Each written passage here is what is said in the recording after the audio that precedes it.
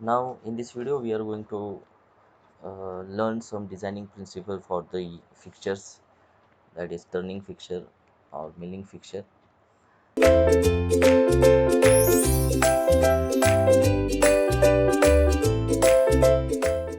So as explained earlier, the function of the fixture is to securely fasten the part to the machine tool table with the accurate location of the part during the machining operation.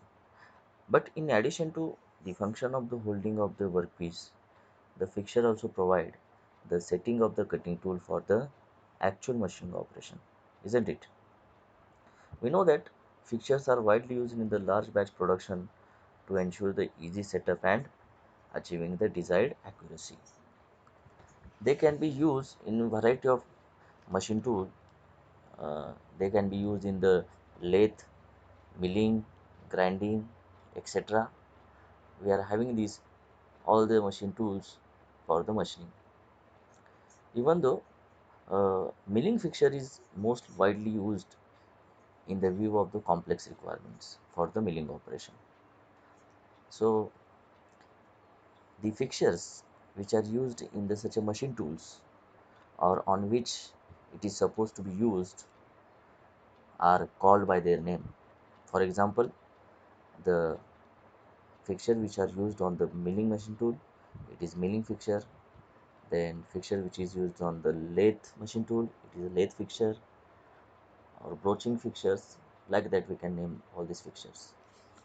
Now here we are going to see the lathe fixture first. Okay, so see, on lathe, majority of operations or majority of the lathe operations are completed using the chucks and mantles, since most of them are axisymmetric in nature. But however, in some cases, if you are having the odd shapes, would require the faceplate. We are requiring the faceplate for the odd shapes, and procedure to be followed is similar that of the design procedure for the milling fixture. The thing is that only in milling fixture the workpiece is stationary and the cutting tool is revolving, but in turning operation the workpiece is revolving and the cutting tool is stationary. Now some of the principles to be considered while designing the lathe fixture we are going to see. These are as follows. Okay, let us see it.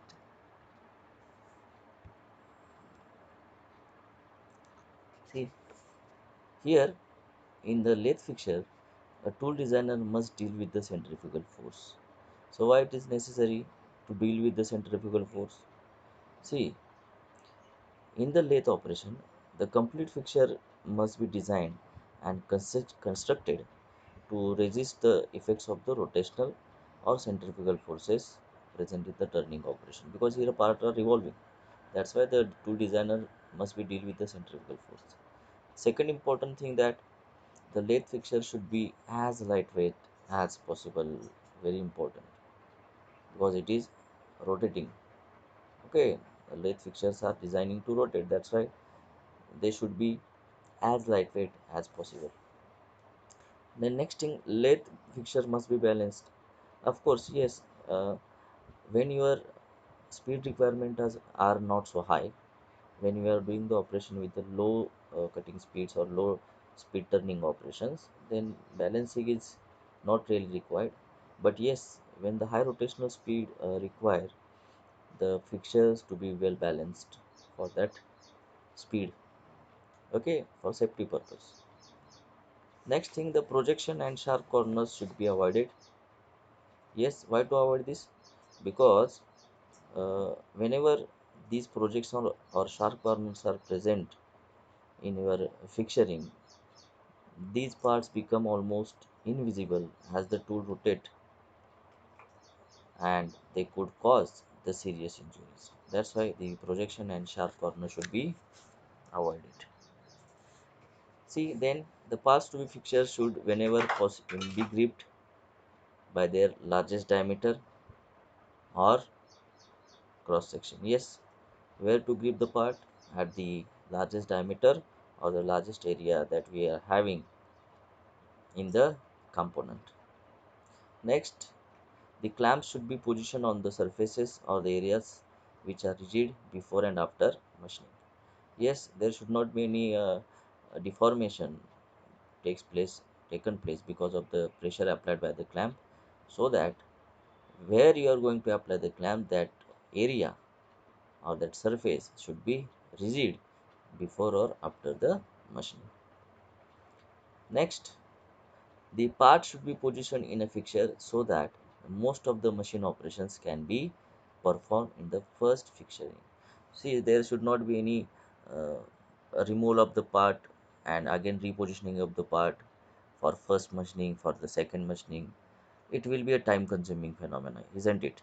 That's why the part should be positioned in a fixture such that the machine operation can be performing in a first fixturing only.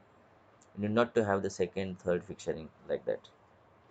Okay, so see here, I shown here the typical example of the lathe fixture, which is using the faceplate. See here, this is the lathe fixture. See, this is the faceplate on which this lathe fixture is mounted, and this is the part on which we have to going to produce the two holes here by the boring operation. So see here the lathe fixture for inline boring using a faceplate. This is the faceplate on which this lathe fixture is mounted, and it is going to rotate, and the hole is going, these two holes, or simply you can say the bores, are going to produce. And see, to balance this all the fixture, we have added here the counterweight. Okay, so the workpiece has two holes that need to be bored, and the slots of the faceplate, see, this is the faceplate, and the slots, see, this is the faceplate, and this is the these are the slots in the faceplates are used for locating the lathe fixture. And we have added the counterweight is added to provide for the balancing of the mass of the workpiece, that is off center. The mass which is off center, for that mass we have added this counterweight. This is a typical example of the lathe fixture. Okay, now in same fashion we are also going to see the milling fixture. So milling fixtures are the most common type of fixtures that are in general used today, isn't it? The reason for this is the geometric complexity of the workpiece that are milled. The simplest type of milling fixture is a milling vise mounted on the machine table.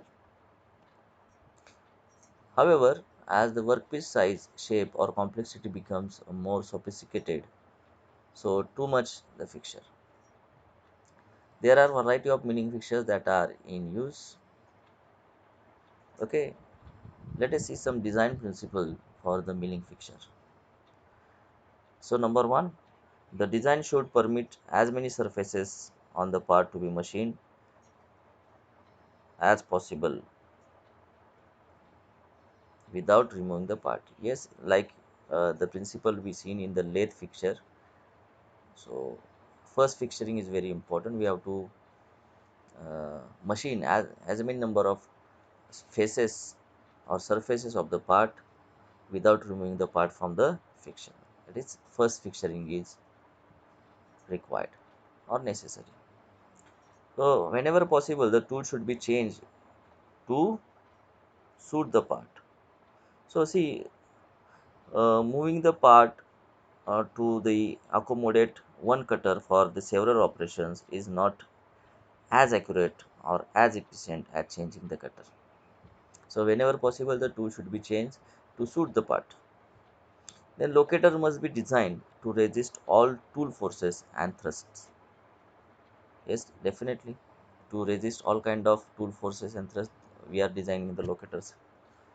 And the clamp should not be used to resist the tool forces. So we have to use the locators only, not the clamp. Next, the clearance space or sufficient room must be allotted to provide the adequate space to change the cutter or to load or unload the part. Yes, of course, the operator should easily change the or load or unload the part change the cutter when as and when he required. So that's why the clearance space or sufficient room must be allocated. Then milling fixtures should be designed and built with a low profile to prevent unnecessary twisting or springing while in operation. Yes, it should be low profile to prevent the unnecessary twisting and springing while in operation. So see here, this is a typical milling fixture. So as I earlier explained that the function of the fixture is to securely fasten the part to the machine tool table with the accurate location of the part during the machining operation. Okay, and in addition to the holding of the workpiece, the fixture also provide what? The setting of the cutting tool for the actual machining operation, isn't it? So see, as shown in this figure, the fixture, okay, is supposed to be securely fastened to the machine tool table during the machining operation. So this is the part here, and we have clamped this part with the C washer. This is the hexagonal nut. Okay, so and this is the setting block we have used here. So this is a typical milling fixture we can see here. Then we can have some little bit information about the setting blocks. So see, when the fixture has been securely clamped to the machine table, the workpiece which is correctly located in the fixture has to be set in correct relationship with the cutter. Okay, this workpiece has to be get this is workpiece actually has to be get correct uh, relationship with the cutters, and this is achieved by the use of the setting blocks. And this is the setting block, this is the setting block, and this is the gauge, or you can say this is the filler gauge. Okay, so here see here, this setting block is fixed to this milling fixture which is mounted on the milling machine table. Okay, so see here, filler gauge is placed between the cutter and the reference planes on the setting block. This is a filler gauge which is placed between the milling cutter and setting block, so that the correct depth of the cut and correct lateral setting can be obtained. So that is the reason why we are using the setting blocks. See here, this is a setting block we have used in the milling operation. Between the milling cutter and the setting block, we have placed the filler gauge for the reference location. Okay, this is the milling arbor. The milling arbor is what? It is a shaft on which the milling cutters are mounted. So this is about the milling fixture. Okay, so thank you so much.